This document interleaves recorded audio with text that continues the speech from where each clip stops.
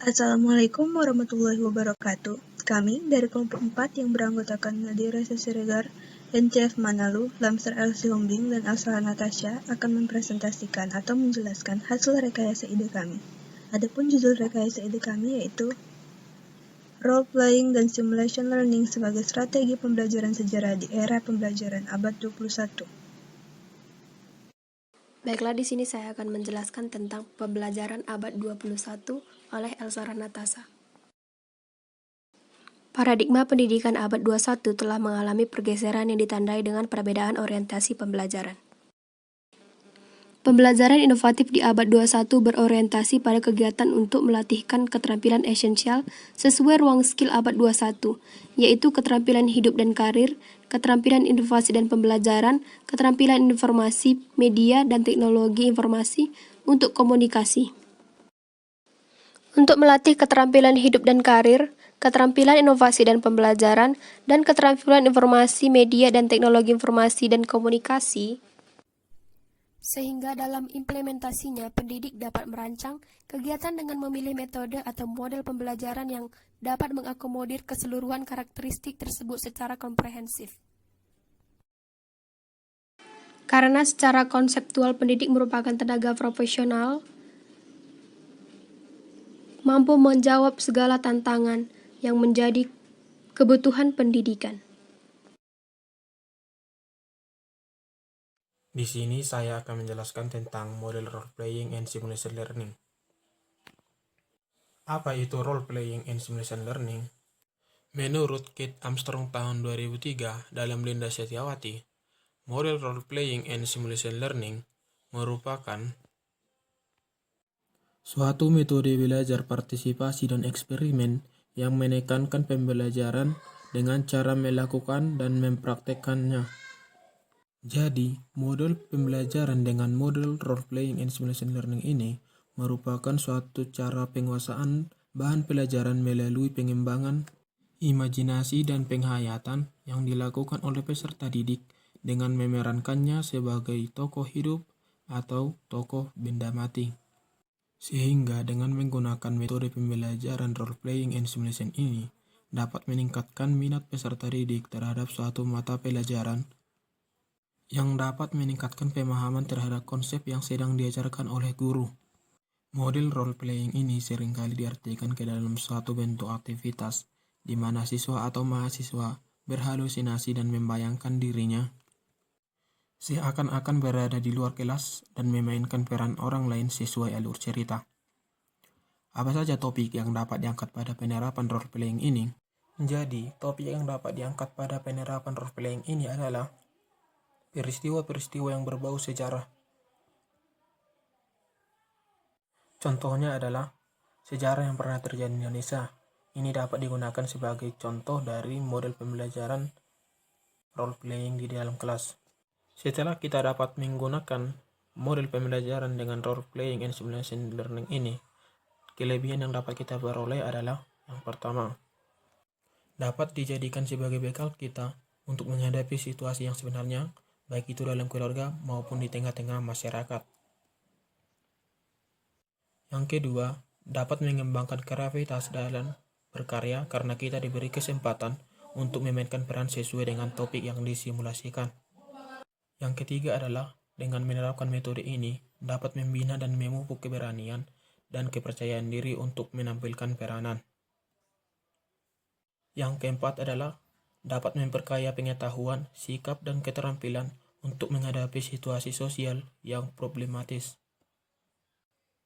Dan yang terakhir adalah metode ini dapat meningkatkan gairah siswa dalam proses pembelajaran.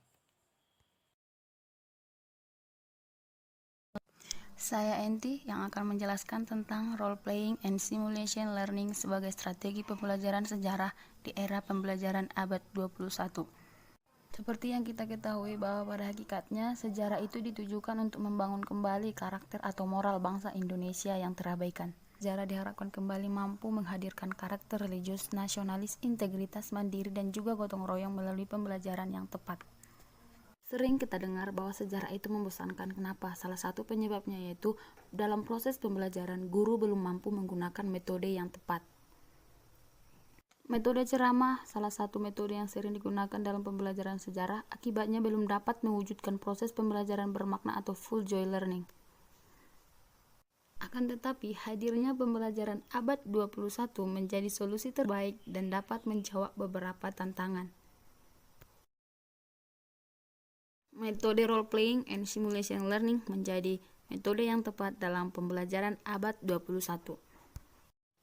Berikut langkah-langkah untuk menerapkan metode role-playing and simulation learning. Langkah pertama, guru menerangkan bagaimana teknik pelaksanaannya dan juga memilih siswa untuk memainkan peran masing-masing. Langkah kedua yang dilakukan oleh guru untuk sebagai persiapan dan juga menerapkan langsung situasi dan juga masalahnya di hadapan siswa. Langkah yang ketiga yaitu bermain peran. Disinilah siswa itu menunjukkan adegan dan juga kesiapan mentalnya yang dilakukan dengan sedemikian rupa. Yaitu berhenti sejenak setelah mencapai puncak klimaks dengan tujuan yaitu untuk memecahkan masalah secara umum. Untuk kesimpulan, di sini guru membuat suatu diskusi untuk mengambil kesimpulan dari metode pembelajaran yang telah diterapkan. Penerapan metode role-playing dalam pembelajaran sejarah yang akan dijelaskan oleh saya, Nadia Resha Siregar.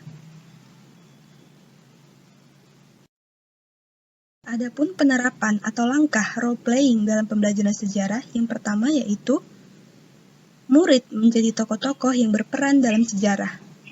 Yang kedua, kebebasan untuk menggunakan benda-benda di sekitarnya dan menghayalkannya jika benda tersebut diperlukan. Kemudian, guru dalam kegiatan ini bisa menjadi fasilitator dan partisipan. Kemudian yang terakhir, hasil berupa proyek. Pemaparan-pemaparan ini akan saya jelaskan di slide berikutnya.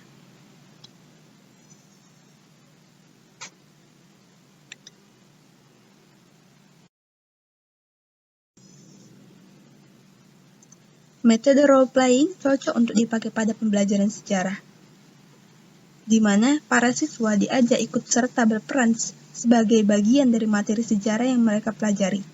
Misalnya, materi sejarah Kerajaan Majapahit. Siswa tidak lagi dibebankan dengan hafalan yang membuat mereka malas membaca, namun siswa diajak untuk menjadi bagian dari Kerajaan Majapahit tersebut dengan melakukan role-playing, yaitu menjadi tokoh-tokoh yang berperan dalam sejarah Majapahit dalam sebuah drama sejarah untuk pemenuhan kegiatan pembelajaran.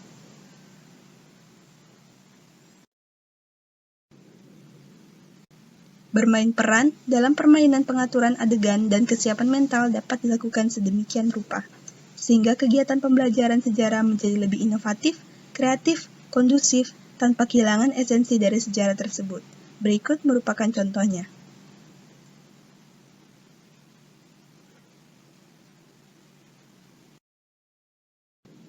Lalu yang kedua, kebebasan untuk menggunakan benda-benda di sekitarnya dan menghayalkannya jika memang diperlukan. Seperti ini.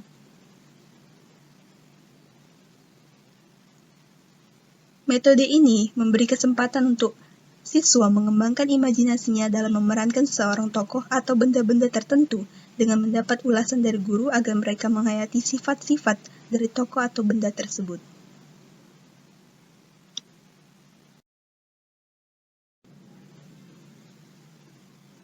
Kemudian, guru dalam kegiatan ini bisa menjadi fasilitator dan partisipan.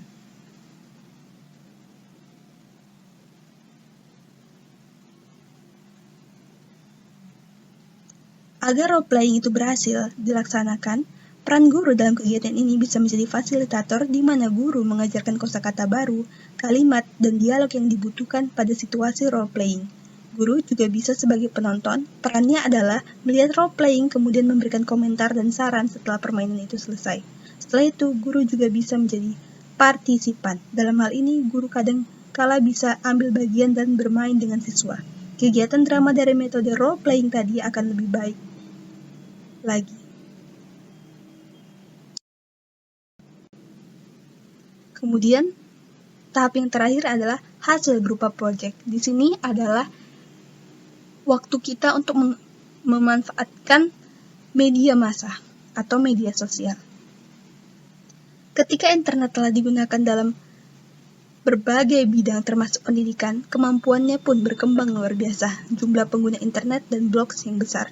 Sehingga aplikasi media sosial yang banyak digunakan oleh para siswa, apalagi pada zaman milenial di pembelajaran 21, yaitu YouTube dan Facebook dapat digunakan menjadi wadah untuk melakukan pembelajaran.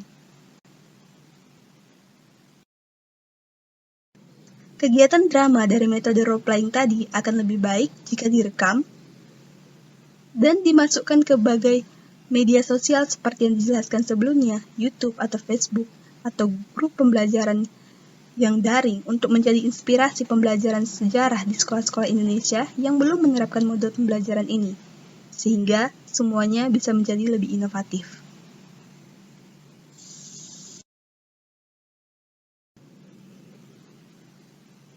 Adapun kesimpulannya, metode role-playing dapat membuat siswa menjadi lebih tertarik dan terlibat tidak hanya dalam pembelajaran, belajar mengenai suatu konsep, tetapi juga mengintegrasikan pengetahuan terhadap perilaku melalui pengklasifikasian masalah-masalah, mengeksplorasi alternatif-alternatif, dan mencari solusi yang kreatif. Sehingga sejarah yang tadinya dianggap membosankan, kita gugurkan anggapan tersebut menjadi inspirasi, imajinasi, dan inovasi. Dengan begitu, guru dan siswa tetap dapat melakukan evaluasi untuk meningkatkan pembelajaran yang akan datang, sehingga pembelajaran sejarah tidak tertinggal di era pembelajaran abad 21 dengan menggunakan metode-metode yang ada termasuk role-playing dan simulation learning. Berikut penjelasan dari kami ucapkan terima kasih.